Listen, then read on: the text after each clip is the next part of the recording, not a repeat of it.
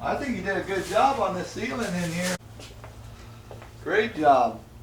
Yeah, it turned out pretty good. There's a line right there, but that wasn't. I did the patch over there. Yeah, and then she was saying about up above here. You know, I was thinking if you had a piece of oak stop or something, or I even have, I might have some crown, oak crown. But I don't know. It's got to be at least 3 inches or 2.5. Yeah. Well, when you say crown, are you talking coming out at a 45-degree angle or just straight up? Straight up. Because I'm not sure what's going to happen right there in that corner. Yeah, I think you probably need. Because it's going to stick out from the corner unless they dive it back in or something. I suggested maybe something going straight up. Straight up. Straight but you know, she was talking something painted, and I didn't think that would look right. But no, if it's oak, you'd have to stain it and that's that golden oak stain. Varathane it or something. Yeah, put lacquer. You know, I think in this case it'd be best just to go straight up, 45 the corners. Yeah. And stuff. Exactly. With and see, piece. There's the scribe trim just went up to the T-bar before. Yeah. And all the pieces of scribe are short. So I was thinking we could take this one piece off over here. Yeah, you can get that. And cut the little pieces out of that since that's all matched exactly, and then get another piece of scribe and put it in that corner. They got that stuff. It's expensive, that oak. Yeah, I know. Oak is it. You know, wood is expensive. Oak and any of that stuff nowadays.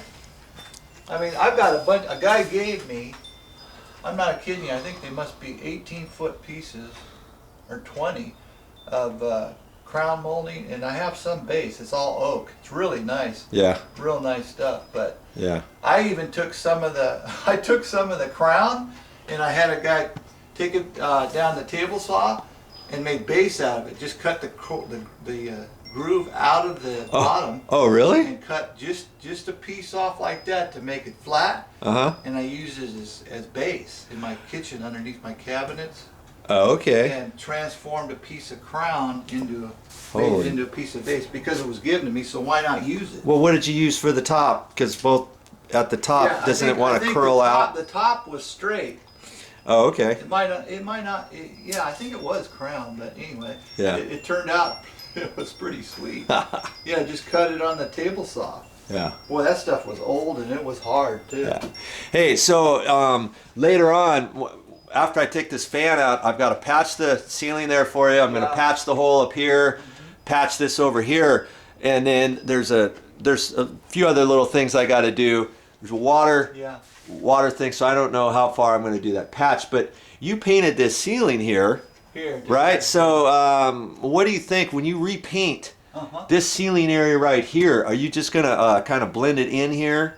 Or because it's already painted. We might make just a straight line here and do this semi-gloss or continue the flat depending on what the customer wants. Oh, that's true. I think what I'm going to do here is just because we're going to maybe continue the flat all the way over or do a break right here and a lot of them semi-gloss on the inset here. Well, what do they normally do?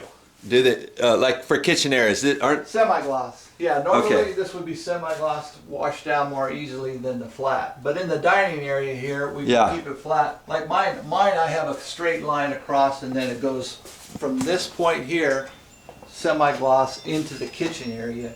Which you know, hey, that's kind of like, you know, basically the finish you want in the kitchen area. So this small kitchen area would be semi-gloss, and there would be the line, and then flat in the other room. I think that makes sense. Yeah. Yeah, I think so too. That would be. I like her color she picked out for in there we painted. Yeah, I do too. Nice color. I've suggested to bring that color in here, but she wants to go maybe just all white. So we'll see. Yeah.